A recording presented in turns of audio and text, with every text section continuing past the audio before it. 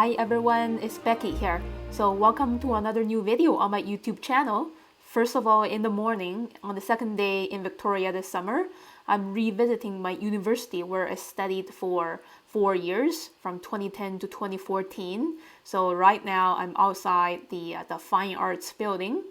Yeah, walking through this little lane. I'm ready to relive the days as an undergraduate student here at University of Victoria. Everything is still very much the same, all the buildings, and there are still deers around on campus. Hi! And sometimes a huge family of deers could show up at the same time. Now I'm gonna revisit the Fine Arts building after pretty much 10 years. I love the way that they preserved everything, very much the same as over 10 years ago. And I used to grab my morning cup of tea or coffee here at the Arts Place Cafe. Today is closed because it's summertime. Now I'm gonna go to the second floor, and two of my professors are still teaching here, including Lee Henderson. I took his graphic novel class and I really enjoyed it. And also David Leach here, I took his creative being class in first year.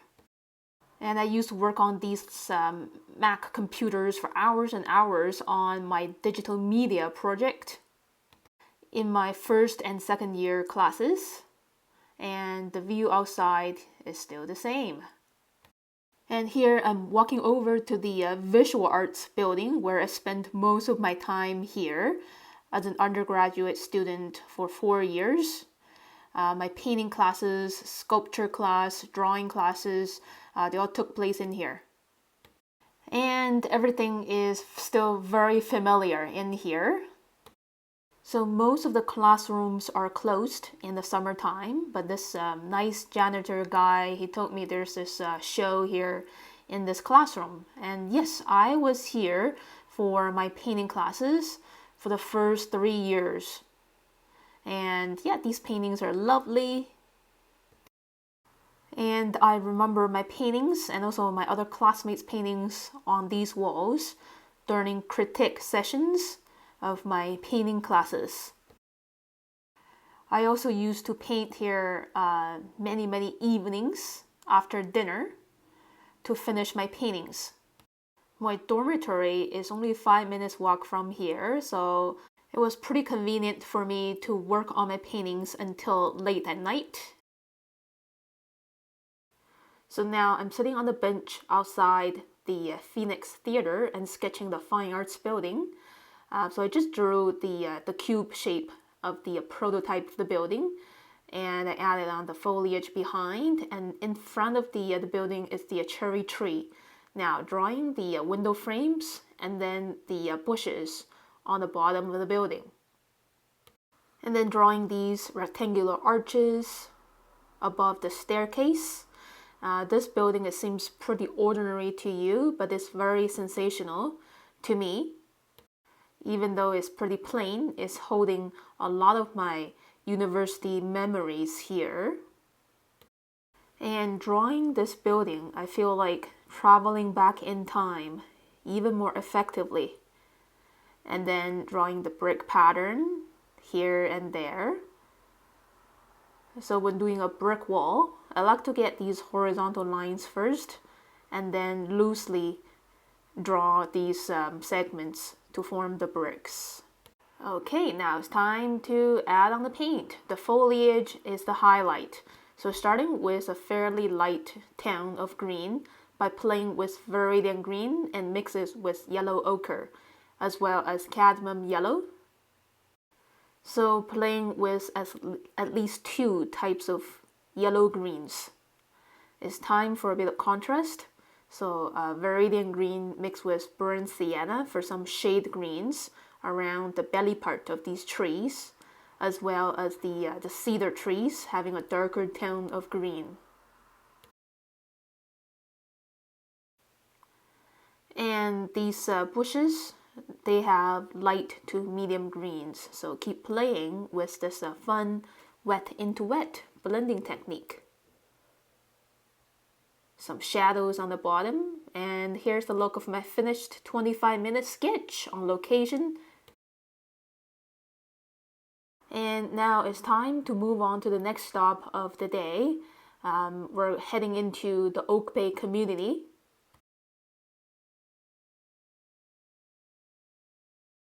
So as a university student, I used to wander around here.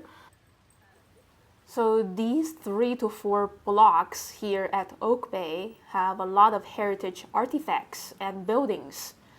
There's a lovely bookstore here, and a souvenir shop, and a gift store, flower shop, and of course a cute cafe named Hide and Seek Coffee. So I ordered a cup of latte. I'm gonna finish that and sketch the heritage building in front of me. So the wooden railings is kind of in the way, so I had to stand up a little bit to see the buildings better. Yeah, so I'm sitting right outside this cafe. So I just drew my cup of latte in about 3 minutes. Now I'm ready to paint watercolors. It's a little tricky because I'm using a brand new set of watercolors with a lot of new colors. So starting with a diluted yellow ochre wash and then burnt sienna wet into wet. Just keep the 2 layers very simple and clear.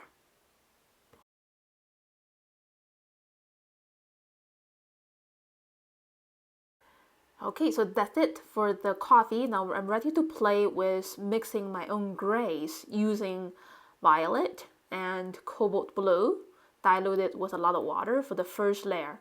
Second layer, a little heavier blue-violet kind of gray. Yeah, same for the body part of the cup.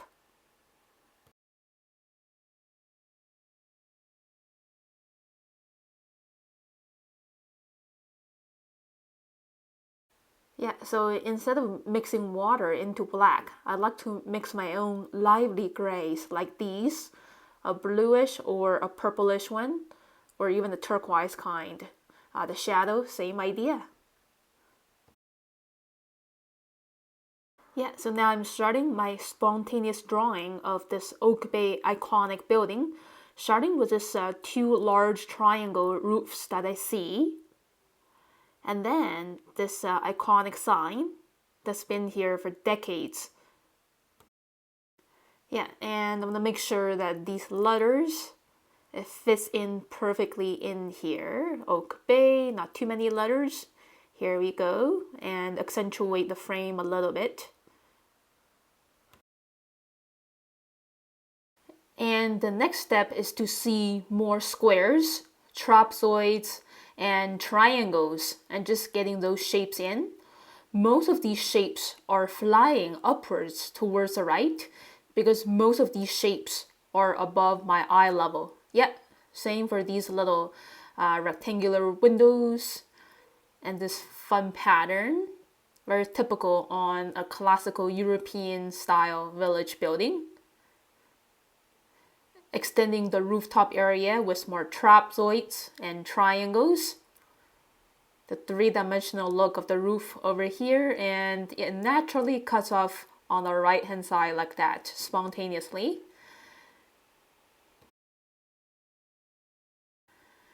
And adding in these small shapes of exterior patterns, a lamp standing in front of the building, and a pedestrian's crosswalk sign, more windows flying upwards towards the right.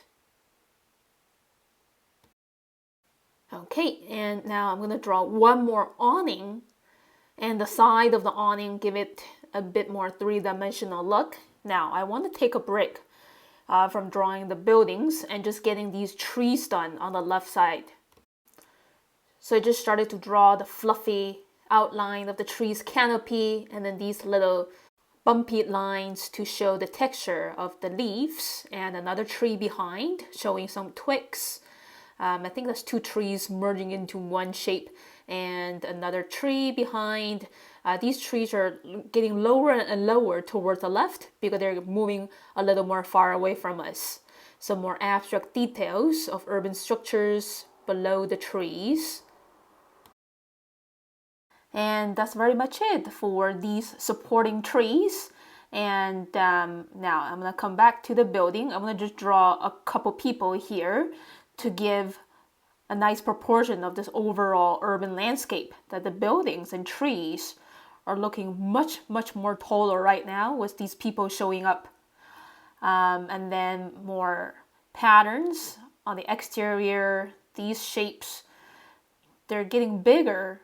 They're moving towards the right, because the right side of the building is actually much closer to us compared to the left side. And now I want to draw this historical artifact, the clock, that we can see two sides, and the top, and the column holding the clock faces, and then keep drawing more medium and small details for the last bit of the building on the second floor behind. Another lamp with a flower basket and the speed sign. So a lot of fun little details to capture. Okay, so now I think I want to add a few more people trying to cross the street. So this part of Oak Bay is actually pretty busy with a lot of commercial buildings and as well as cars moving around.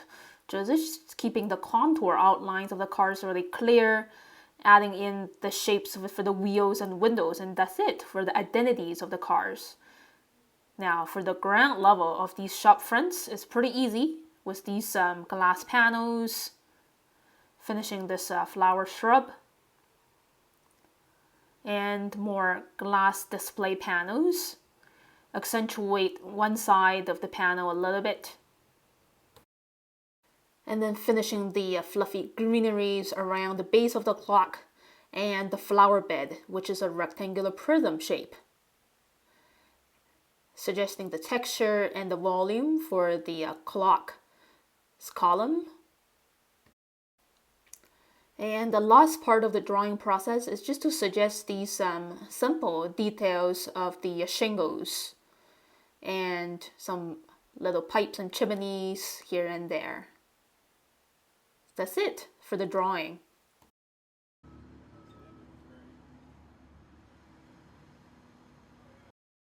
Okay, now it's time to have fun painting watercolors. As always, I like to paint the sky first by wetting it with clear water, and I'm working with my brand new Mungyo watercolors containing 24 colors, playing with cerulean blue mixed with cobalt blue diluted with a little bit of water, using these choppy brush marks to suggest the cloudy sky.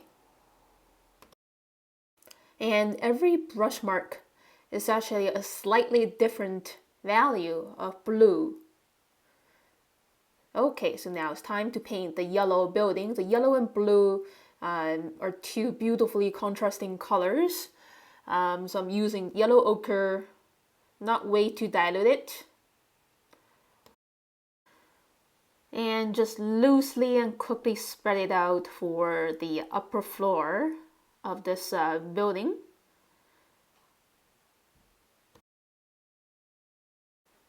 And for the rooftops, I'm using slightly diluted Van Dyke brown, which is very similar to burnt umber. Now it's time to play with the greens. Now I'm mixing Viridian green with yellow ochre, as well as a little bit of burnt sienna. Some fresh lime green to crush in, and some more yellow ochre mixed into Viridian green. So yeah, so if you observe a tree very carefully, you're going to see numerous greens on that canopy. And some more muted yellow greens for these far away trees. Mostly burnt sienna, yellow ochre mixed with Viridian green. And some more drops of more concentrated Viridian green mixed with a little bit burnt sienna for the bottom bit of these trees' canopies, receiving less daylight. Same for the shrub here, to give these canopies a higher sense of volume. Now it's time to paint the rest of the scenery. So here I'm grabbing a little bit yellow ochre and diluted with a lot of water. For the street, this sign here is red magenta.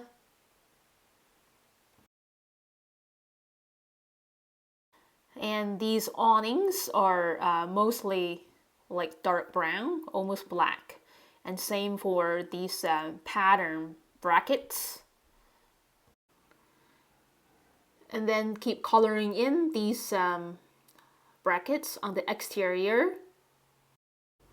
And the oak bay sign here is a pretty prominent cobalt blue with a little bit of value transition, and using leftover cobalt blue to mix it with violet to paint these window frames, again with a little bit value transition as well to show the shine. And these trees far away, they are actually of a pretty fluffy bright green. So just get those quick punches of green quickly. I think now I'm reaching the final polishing stage to get these small details done, including the red magenta and the green dots of the little flower bed under the clock. Some retouches of grays and dark browns here and there. A little bit shading. Heavier browns.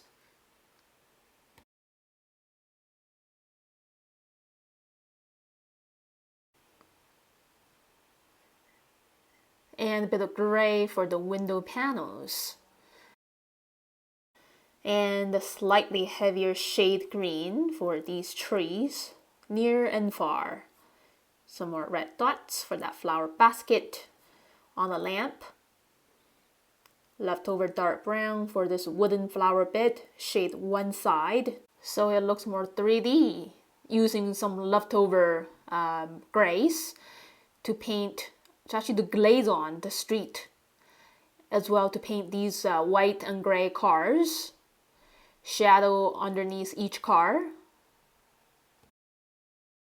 And quickly painting these people in using leftover blues, greens. Skin color is a mix of orange and red, diluted with a lot of water. And that's pretty much it. Here is the look of my finished sketch at Oak Bay. And I had such a great fun time here, having some companions, a nice family with some kids. And now it's time to go and move on to our next stop. And so we are on our way to check out more beaches, and most of the lighthouses in Victoria, they're actually very small, almost invisible. Here we are at one of the beaches, actually along Oak Bay. Now we're leaving Oak Bay and traveling to the downtown area, passing by Beacon Hill Park. And we're getting closer to a harbor, which is the Breakwater District. And there is a small lighthouse here called Ogden Lighthouse, and we have to walk for about 15 minutes along this walkway across the harbor to see the lighthouse. There are a lot of tugboats and that big red boat, which is looking pretty cool. And this walkway is pretty long. And here we're getting closer to the Ogden Point lighthouse. So it's too windy and kind of chilly to sketch here, so I'm just going to take a lot of photos and maybe sketch later. And after this, we are heading back north to the direction of the ferry terminal. So we're having dinner at Haro Sushi, located at Cordova Bay area, pretty close to the Swartz Bay ferry terminal. And we ordered a bento dinner box and beef soup udon and hot tea. Of course, I'm sketching the bento box first before consuming it. And here's the look of my finished 10-minute quick sketch before eating and the aftermath of our dinner time. Yeah, so it's a very clean and new restaurant. The food is really delicious. The owner, the Korean lady, is very nice. And here we go. We're heading even further north, passing by the town of Sydney by the sea. And our very last stop before taking the ferry back home is another beach. So next time when I come back to Victoria, I'm definitely gonna come here again and film a tutorial video of this harbor, which is called Shoal Harbor Bird Sanctuary, and is beautiful here in the evening light. So here I'm sitting on the rocks to sketch this harbor scenery. It's pretty hard to set up the tripod, and our time is very tight to catch the ferry. So here I'm just drawing these evergreen trees on the other side of the water in abstract organic shapes, having a lot of freedom to get these cone shapes done in various sizes, organic razor lines, and a little house or a cabin here.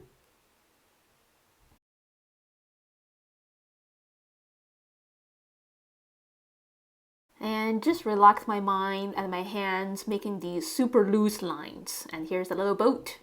Here is a look of my finished line work, which took me about 10 to 15 minutes to draw.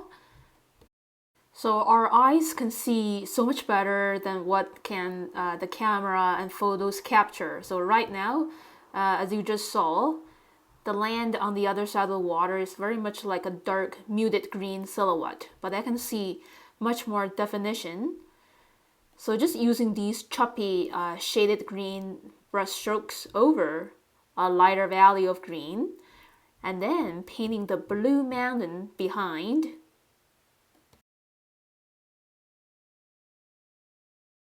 And enjoying the last bit of time in Victoria this time, and I can't wait to come back again very soon. Finishing the foliage, and here is the look of my finished sketch of the harbor, which took me just 30 minutes to draw and paint, capturing the moment. And it took only about 5 minutes from this harbor to the ferry terminal, which is really convenient.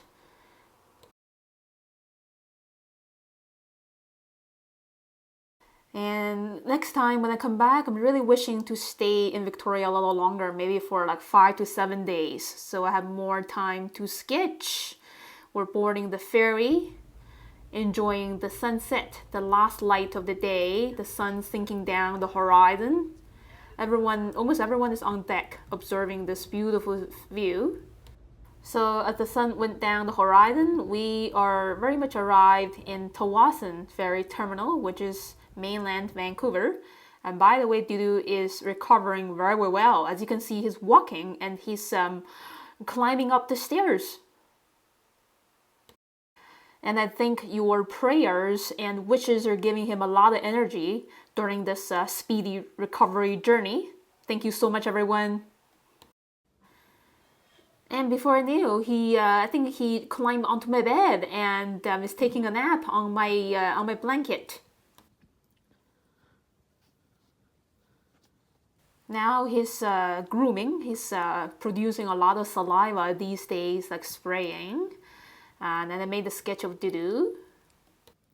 Here is a look of my finished sketch of Dudu. So while me and my mom was away, my dad stayed home to take care of Dudu for 2 days.